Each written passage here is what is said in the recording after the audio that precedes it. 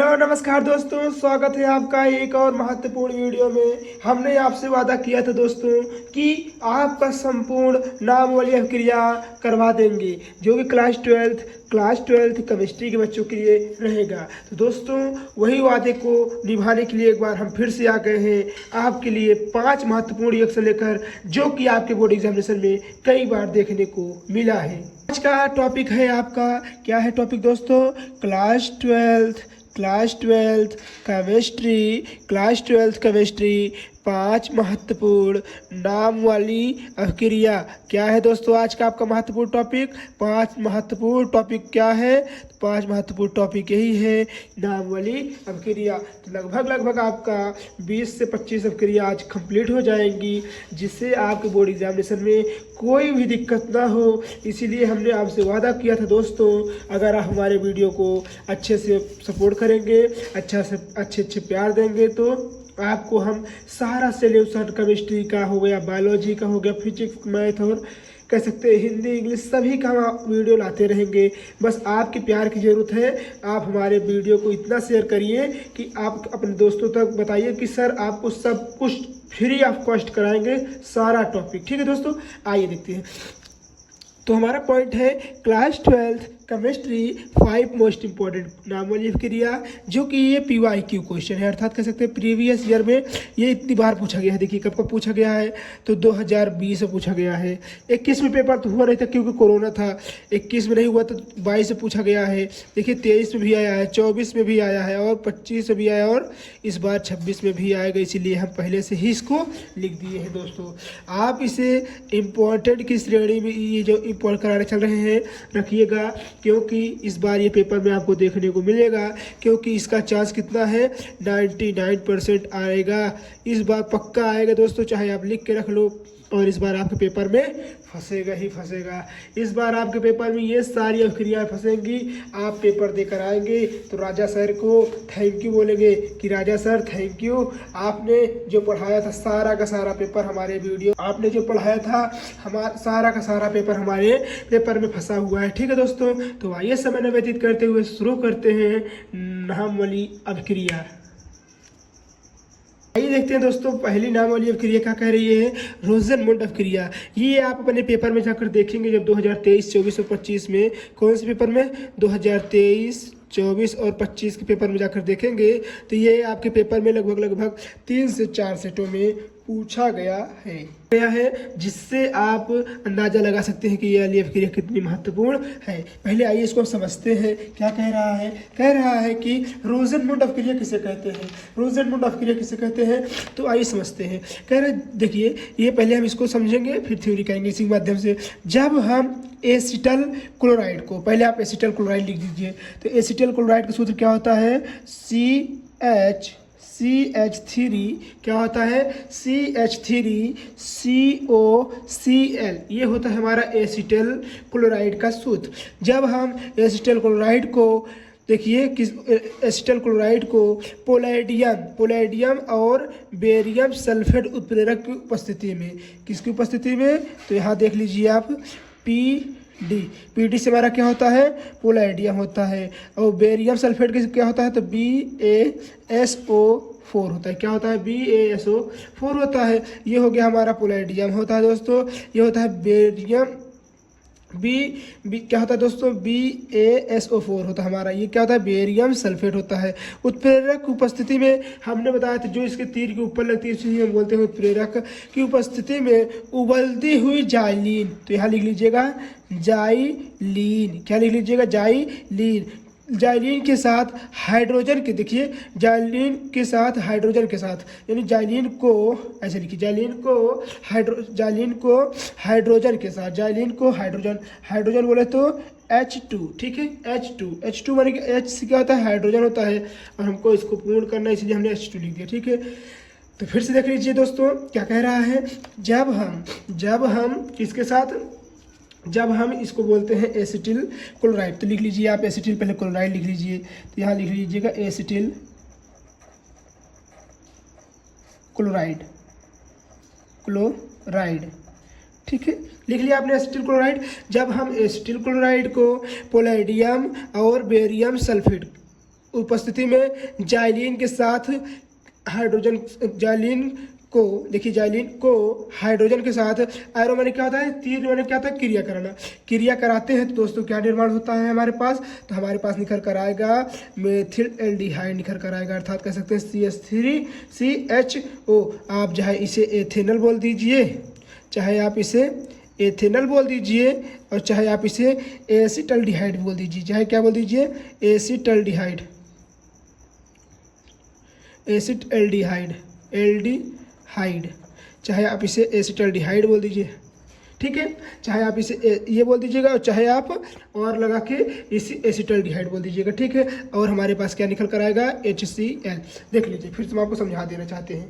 देखिए कह रहा है जब हम एसिटिल क्लोराइड को, जब हम एसिटिल क्लोराइड को पोलैडियम तथा बेरियम सल्फेट, पोलैडियम तथा बेरियम सल्फेट उत्प्रेरक, उत्प्रेरक मतलब जो तीर के ऊपर रहता है, उत्प्रेरक की उपस्थिति में उत्प्रेरक उबलती हुई मतलब जलती हुई जाइलिन, जाइलिन एक प्रकार का जैसे तेल होता है उसी प्रकार जाइलिन भी एक प्रकार का हमारा पदार्थ होता है। तो जाइलिन के को किसके साथ, हाइड्रोजन के साथ, हाइड्रोजन के साथ क्या कराते हैं दोस्तों, क्रिया कराते हैं तो मेथिल एल्डिहाइड, देखिए हमने क्या कहा, मेथिल एल्डिहाइड चाहे बोल लीजिएगा इसका नाम, चाहे एथेनॉल बोल लीजिएगा, चाहे एसिटल्डिहाइड बोल लीजिएगा, तीनों नाम एक ही होता है, ठीक है। मेथिल एल्डिहाइड का निर्माण होता है इस प्रकार जो अभिक्रिया बनेगी, इस प्रकार अभिक्रिया को ही हम क्या कहेंगे दोस्तों, रोज़ेनमुंड अभिक्रिया कहते हैं, रोज़ेनमुंड अभिक्रिया कहते हैं। उम्मीद है दोस्तों आपको ये क्वेश्चन बहुत ही अच्छे से समझ में आया होगा। यदि आपको वीडियो अच्छी लग रही हो तो प्लीज़ वीडियो को लाइक कर दीजिएगा, चैनल पर न्यू है सब्सक्राइब और शेयर करना नहीं भूलिएगा, ठीक है। आइए देखते हैं नेक्स्ट क्वेश्चन। नेक्स्ट क्वेश्चन हमारा है विलियमसन श्लेषण, या कह सकते हैं इसे हम विलियमसन श्लेषण अभिक्रिया भी कहते हैं। ये आपके पेपर में भी 2019 के बाद 18 में भी आया था, 22 में भी आया था, 23 में भी आया था और 25 में भी देखने को मिला है, और इस बार भी आएगा आपके पेपर में। तो इसे प्लीज़ आप तैयार करके जाइएगा। यदि आप इसे छोड़ देते हैं तो आप अपने यूपी बोर्ड के एग्जामिनेशन में नंबर 5 नंबर खो देंगे, ठीक है दोस्तों। आइए समझते हैं, हम क्या समझते हैं, विलियमसन श्लेषण अभिक्रिया कह रहा है जब हम सोडियम एथॉक्साइड को, किसको, सोडियम एथॉक्साइड को, पहले आप सोडियम एथॉक्साइड का सूत्र लिख लीजिए। तो हमारा क्या होता है, सोडियम एथॉक्साइड, ये होता है C2H5ONA, ये हमारा क्या हो गया, सोडियम एथॉक्साइड का सूत्र है। किसका सूत्र है, ये हमारा सोडियम, ये हमारा एथॉक्साइड, एथेन होता है और ये ऑक्साइड होता है, तो हो गया इसका किसका सूत्र है, ये सोडियम एथॉक्साइड।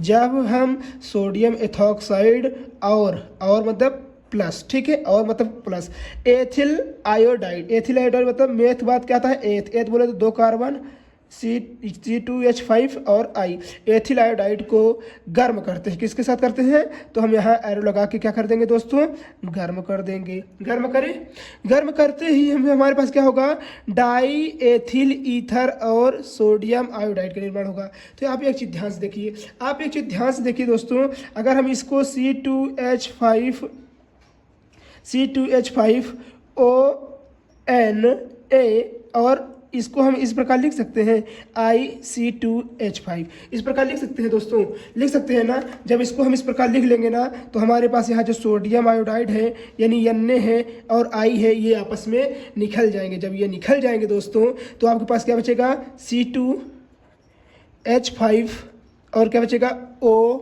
फिर यहाँ क्या बचेगा C2H5। इसी को क्या बोलते हैं, इसी को बोलते हैं, देखिए एक रहेगा तो कुछ नहीं, 2 रहेगा तो डाई, देखिए दोनों संख्या सेम है इसीलिए को बोलते हैं डाई। डाई और ये क्या है, एथ है ना, मेथ एथ, 2 कार्बन है तो एथिल ईथर, तो ये इसका नाम क्या हो जाएगा दोस्तों, इसका नाम हो जाएगा die ethyl ether, die ethyl ether, ठीक है। और हमारे पास क्या प्रॉब्लम निकला था, तो यहाँ देखिए हमने क्या निकाला था, Na और I निकाला था, यहाँ लिख लीजिएगा आप क्या, NaI यानी सोडियम आयोडाइड। फिर से देख लीजिए, जब हम एथिल जब हम सोडियम एथॉक्साइड को एथिल आयोडाइड के साथ गर्म करके क्रिया कराते हैं तो हमने आपको दिखाया इस प्रकार लिखकर, हमारे पास जब NaI निकल गया तो हमारे पास यहाँ C2H5 बचा और यहाँ O बचा और यहाँ पे क्या बचा C2H5। तो हमने वही चीज़ यहाँ लिख दिया, इसका नाम होता है डाई एथिल ईथर। हमारा क्या निकला था, NaI निकला था, यहाँ पर लगा दिए। तो आइए समझते हैं, जब हम सोडियम एथॉक्साइड को एथिल आयोडाइड को, देखिए एथिल आयोडाइड के साथ गर्म करके क्रिया कराते हैं तो एथिल आयोडाइड देखिए डाई एथिल ईथर और सोडियम आयोडाइड का निर्माण होता है। और इसी प्रकार जो अभिक्रिया प्राप्त होगी उसे ही हम दोस्तों बोलेंगे, क्या बोलेंगे, विलियमसन संश्लेषण अभिक्रिया। ये आपके पेपर के लिए कितना महत्वपूर्ण हो सकता है आप खुद ही देख सकते हैं दोस्तों। देखते हैं नेक्स्ट अभिक्रिया, रसिक प्रक्रम अभिक्रिया किसे कहते हैं। ये पेपर में आपके कई बार पूछा गया है, देखने को मिला है दोस्तों। रसिक प्रक्रम अभिक्रिया बहुत महत्वपूर्ण अभिक्रिया है। ये दोस्तों रसिक प्रक्रम अभिक्रिया क्या कह रहा है कि जब हम बेंजीन को, देखिए पहले यहाँ बेंजीन बना लीजिए, क्या बना लीजिए, बेंजीन बन गया, ठीक है। जब हम बेंजीन को हाइड्रोक्लोरिक अम्ल का सूत्र क्या होता है, तो HCl, क्या होता है, HCl होता है। फिर कह रहा है हाइड्रोक्लोरिक अम्ल और हाफ ऑक्सीजन, हाफ बोले तो 1/2, क्या होता है, और माने होता है प्लस, हाफ बोले तो ऐसे होता है 1/2, ऑक्सीजन का सूत्र होता है O2, क्या होता है O2, ठीक है। को कॉपर क्लोराइड के साथ क्रिया कराते हैं, किसके साथ कराते हैं, तो कॉपर क्लोराइड CuCl, ठीक है, CuCl के साथ क्या कराते हैं दोस्तों, क्रिया कराते हैं तो हमारे पास क्या बनता है दोस्तों, क्लोरोबेंजीन बनता है। तो यहाँ बेंजीन बना लीजिए, देखिए, और ये H उठाकर यहाँ चला जाएगा, हमारे पास यहाँ क्या बचेगा, H2। देखिए क्योंकि यहाँ का H यहाँ चला आएगा और यहाँ पर देखिए O2 है तो हमारे पास क्या हो जाएगा, H2O, ठीक है। तो यहाँ देखिए हमारे पास क्या चला गया था, Cl चला गया, तो यहाँ बन जाएगा क्लोरोबेंजीन प्लस क्या हो जाएगा, H2O बन जाएगा, देख लीजिए। उसी प्रकार यहाँ देखिए क्या कह रहा है, जब हम बेंजीन को हाइड्रोक्लोरिक अम्ल और जब हम बेंजीन को, इसको क्या बोलते हैं, बेंजीन, ठीक है, बेंजीन बोलते हैं। बेंजीन को हाइड्रोक्लोरिक अम्ल और हाफ ऑक्सीजन को कॉपर क्लोराइड के साथ क्रिया करते हैं तो देखिए एरो में क्या होता है, क्रिया करते हैं तो क्लोरोबेंजीन, देखिए इसका नाम क्या होता है दोस्तों, तो इसका नाम होता है क्लोरोबेंजीन, ठीक है। क्लोरोबेंजीन और जल का निर्माण होता है, यहाँ देखिए जल का निर्माण हो रहा है ना, जल का निर्माण होता है। और इसी प्रकार अभिक्रिया को ही दोस्तों क्या कहते हैं, हम क्या कहते हैं, रसिक प्रक्रम अभिक्रिया कहते हैं। उम्मीद है दोस्तों आपको ये रसिक प्रक्रिया में बहुत अच्छे समझ में आया होगा। आइए देखते हैं नेक्स्ट क्वेश्चन क्या है। ये देखते हैं दोस्तों क्वेश्चन नंबर 4 क्या कह रहा है, अपचयन अभिक्रिया भी मोस्ट इम्पॉर्टेंट अभिक्रिया है दोस्तों। इसे भी आप तैयार करके ज़रूर से ज़रूर जाइएगा। ये भी हमारे पेपर में बच्चे इसे सोच लेते हैं, हल्के में ले लेते हैं कि ये हमारे पेपर में नहीं आएगा, और आ जाता है, काफ़ी बार बच्चों को मुसीबत झेलनी पड़ी है। ठीक है दोस्तों, अपचयन अभिक्रिया किसे कहते हैं, आइए हम देखते हैं। कह रहा है जब हम क्लोरोबेंजीन को, किसको, बेंजीन को, तो क्लोरोबेंजीन को, तो आप यहाँ लिख लीजिएगा क्लोरोबेंजीन, यह है बेंजीन का सूत्र, इसके ऊपर आप Cl लगा देंगे तो क्या बन जाएगा, क्लोरोबेंजीन। जब हम क्लोरोबेंजीन को निकिल और एल्युमिनियम मिश्र धातु के साथ, किसकी उपस्थिति में, तो निकिल और, देखिए निकिल बोले तो Ni, निकिल और एल्युमिनियम मिश्र धातु के साथ कास्टिक सोडा की उपस्थिति में, यानी बोले तो NaOH की उपस्थिति में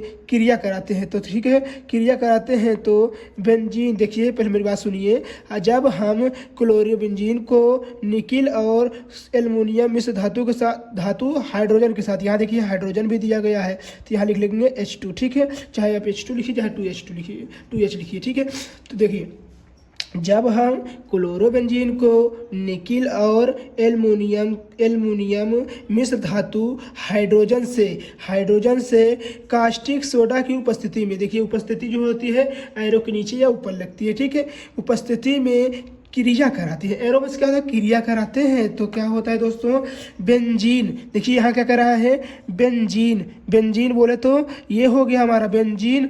और क्या कह रहा है, हाइड्रोक्लोरिक अम्ल यानी HCl का निर्माण होता है। इस प्रकार अभिक्रिया को ही क्या कहते हैं दोस्तों, अपचयन अभिक्रिया कहते हैं। फिर से समझ लीजिए, जब हम क्लोरोबेंजीन को निकिल और एल्युमिनियम के साथ हाइड्रोजन और के देखिए निकिल और एल्युमिनियम से कास्टिक हाइड्रोजन के साथ कास्टिक सोडा की उपस्थिति में क्रिया कराते हैं तो बेंजीन और हाइड्रोक्लोरिक अम्ल का निर्माण होता है।